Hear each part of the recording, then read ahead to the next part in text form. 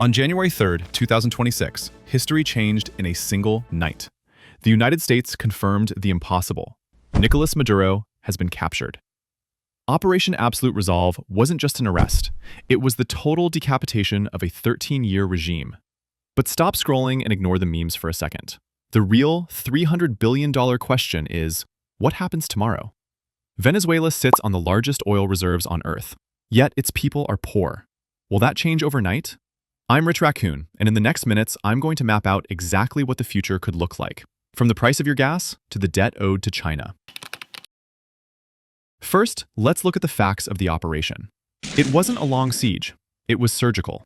It began with a massive cyber attack that blacked out Caracas and blinded the air defense systems.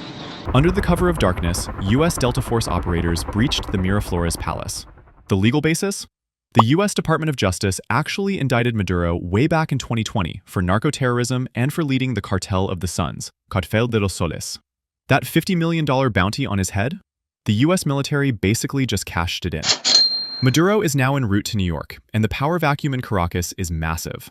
The Venezuelan military, led by generals loyal to him yesterday, now faces a choice: surrender or fight for a boss who is already in handcuffs. But forget the politicians. What about the people? Under Maduro, 7.7 million Venezuelans fled the country.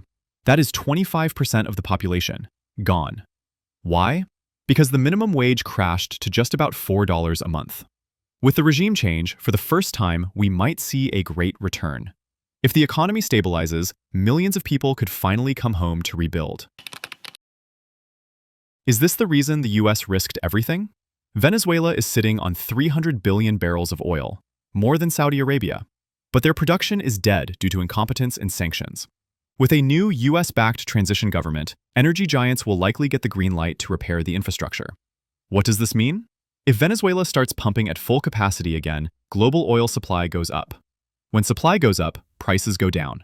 This is a direct hit to Russia and Iran, who rely on high oil prices to survive, but it's great news for anyone filling up their gas tank in Europe or the US. But it's not all sunshine and rainbows. Venezuela is broke at the moment. The country owes tens of billions of dollars to foreign creditors. Guess who the biggest ones are? China and Russia. Beijing loaned Venezuela billions in exchange for future oil shipments. Now that the US controls the tap, China is going to ask, who is paying me back? This is the next big battlefield. Not with guns, but with lawyers. The US might declare the Maduro-era debts as odious debt and refuse to pay, which would trigger a massive economic conflict. Capturing Maduro closes a bloody chapter, but it opens a very complicated one. Freedom has arrived, but rebuilding will cost billions. Venezuela has the chance to become the Dubai of South America, or turn into a geopolitical battleground between the US and China. If you want to understand the economy behind the headlines, smash that subscribe button. Raccoon out.